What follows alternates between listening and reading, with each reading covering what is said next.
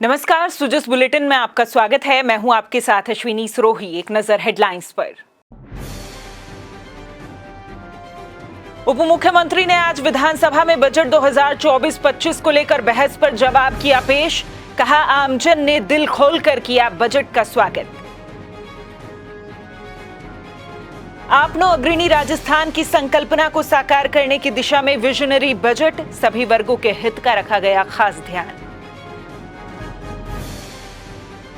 उप मुख्यमंत्री ने कहा, किसान कल्याण के लिए प्रतिबद्ध राज्य सरकार, बजट में हुई घोषणाओं से अन्नदाता को मिलेगा संबल।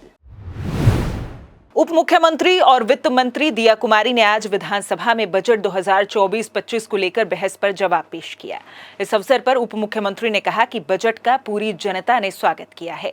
साथ ही बजट में युवाओं, महिलाओं, उद्योगपतियों, कर्मचारियों के सुझावों को भी शामिल किया गया। हमने प्रदेश के दीर्घकालीन लक्ष्यों, लॉन्ग टर्म गोल्स तथा विकसित राजस्थान एट 2047 को ध्यान में रखते हुए इस बजट को तैयार किया है।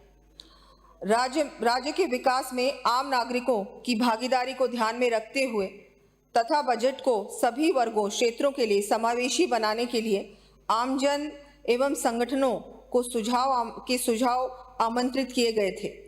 प्रदेशवासियों द्वारा बढ़ चढ़कर सहभागिता निभाते हुए लगभग 1,67,000 से अधिक सुझाव हमको प्राप्त हुए।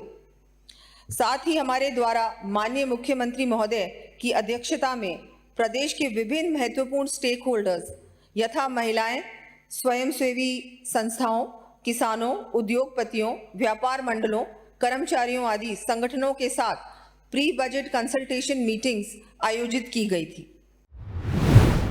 उप मुख्यमंत्री ने कहा कि हमने बजट भाषण में जो भी घोषणाएं की हैं, उन्हें हम पूरा करके दिखाएंगे। दिया कुमारी ने कहा कि हमने सभी वर्गों को ध्यान में रखते हुए समावेशी बजट पेश किया है। उन्होंने कहा कि आपनो अग्रणी राजस्थान की संकल्पना को साकार करने के लिए हमने विजनरी बजट पेश किया है, जिससे वर्ष 2047 तक राजस्थान को देश के अग्रणी राज्यों में शामिल किया जा सके। हमने तो पहले बजट से ही दूरदर्शी सोच रखते हुए हर क्षेत्र के लिए प्लान बनाकर ये कार्य किया है, बजट बनाया है। एक लॉन्ग टर्म बजट है। ये सिर्फ एक साल का बजट नहीं है, सिर्फ ये भी नहीं है कि ये 5 साल का बजट है। ये विकसित राजस्थान का बजट है, 2047 के राजस्थान का बजट है, एक विजनरी बजट है।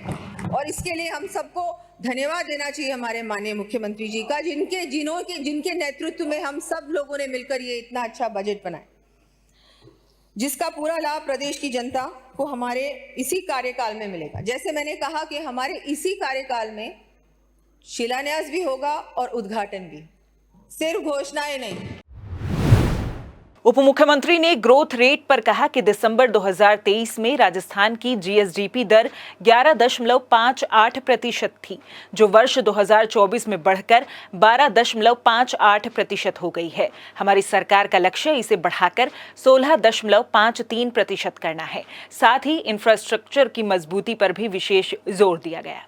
माननीय अध्यक्ष महोदय, मुझे ये बताते हुए अत्यंत प्रसन्नता है कि हमारी सरकार के द्वारा अल्प अवधि में ही कुशल वित्तीय प्रबंधन के साथ ही राज्य की अर्थव्यवस्था को सुदृढ़ करने के फलस्वरूप गत सरकार के कार्यकाल में दिसंबर 2023 तक जीएसडीपी की वृद्धि दर, जो कि 11.58% थी, वह मार्च 2024 में बढ़कर 12.56% हो गई है। यशस्वी प्रधानमंत्री जी के विजन एवं माननीय मुख्यमंत्री जी के एक्शन प्लान के दृष्टिगत हमारी सरकार द्वारा प्रस्तुत बजट में जीएसडीपी में वर्ष 2024-25 के लिए 16.53% वृद्धि दर का रोड मैप प्रस्तुत किया गया है।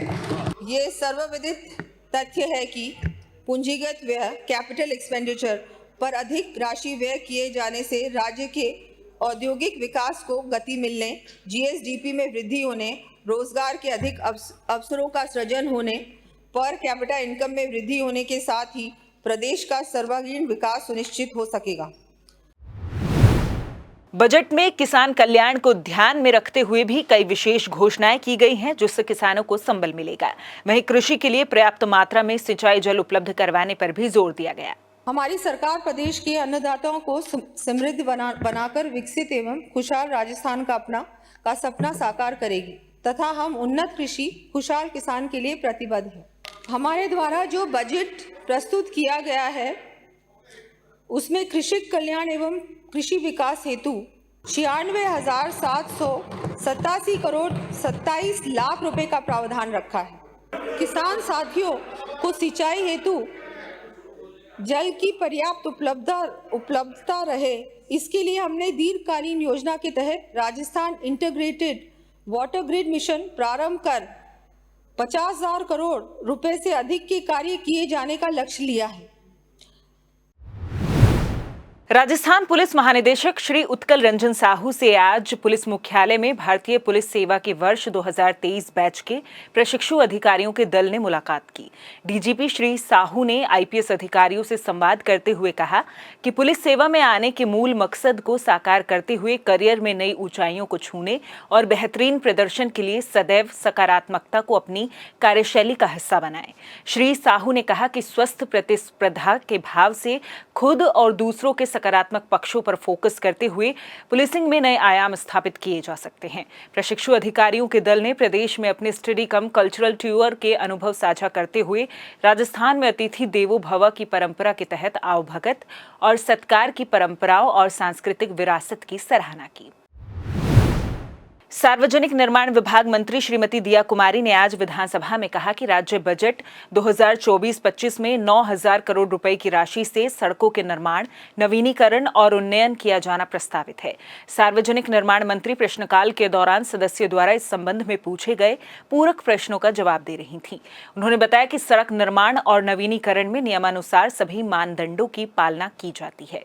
अध्यक्ष महोदय, आपके माध्यम से मैं माननीय सदस्य को बताना चाहूंगी कि आपने पिछले 3 सालों की मुझे नवीनीकरण की पूरी लिस्ट मुझसे मांगी है। प्रदेश में कितना नवीनीकरण हुआ है प्रदेश में सड़कों का। गत 3 वर्षों में तो जैसा मैंने बताया आपकी सरकार थी और बहुत कम नवीनीकरण हुआ है। बिल्कुल सही आपका प्रश्न भी था। चिंता तो हम सभी को है कि ऐसा क्यों हुआ, लेकिन आपको आश्वस्त करना चाहूंगी कि इस बजट में लगभग 9,000 करोड़ रुपए से सड़कों का निर्माण, नवीनीकरण एवं उन्नयन प्रस्तावित है। चिकित्सा एवं स्वास्थ्य मंत्री श्री गजेंद्र सिंह ने मंगलवार को विधानसभा में आश्वस्त किया कि प्रदेश में ट्रॉमा सेंटर रहित जिला अस्पतालों में प्राथमिकता से ट्रॉमा सेंटर शुरू करने के प्रयास किए जाएंगे। उन्होंने बताया कि नए बनने वाले जिला अस्पतालों में ट्रॉमा सेंटर आवश्यक रूप से खोलने का प्रावधान किया गया है। चिकित्सा एवं स्वास्थ्य मंत्री ने पूरक प्रश्नों का जवाब देते हुए बताया कि केंद्र सरकार की गाइडलाइन के अनुसार दुर्घटना में घायल व्यक्ति को किसी भी परिस्थिति में 50 किलोमीटर से अधिक परिवहन की आवश्यकता न पड़े, इसके लिए प्रत्येक 100 किलोमीटर पर एक ट्रॉमा सेंटर खोले जाने का प्रावधान है। राजस्थान का जो प्रोग्रेस हो रहा है, हाईवेज बढ़ रहे हैं, ट्रैफिक बढ़ रहा है, उसके देखते हुए ट्रॉमा सेंटर्स ज़्यादा बनना बहुत आवश्यक है। जो गवर्नमेंट ऑफ इंडिया की जो गाइडलाइंस है उसके तहत कहीं भी एक्सीडेंट हो तो 50 किलोमीटर के डिस्टेंस के अंदर एक ट्रॉमा सेंटर होना चाहिए। कहने का मतलब है कि हर 100 किलोमीटर के अंदर एक ट्रॉमा सेंटर होना चाहिए ताकि 50-50 किलोमीटर यूं कवर कर सके। अभी जितने भी नए डिस्ट्रिक्ट हॉस्पिटल्स बन रहे हैं जिनका कार्य शुरू हो गया है और जो प्रस्तावित है, उनके अंदर ट्रॉमा सेंटर जो है वो इनबिल्ट रहेगा।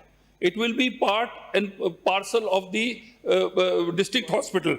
लेकिन और ट्रांसपोर्ट डिपार्टमेंट जो है, इन्होंने जो है प्राइमरी ट्रॉमा सेंटर्स हाईवेज पे 100 बना चुके हैं राजस्थान के अंदर।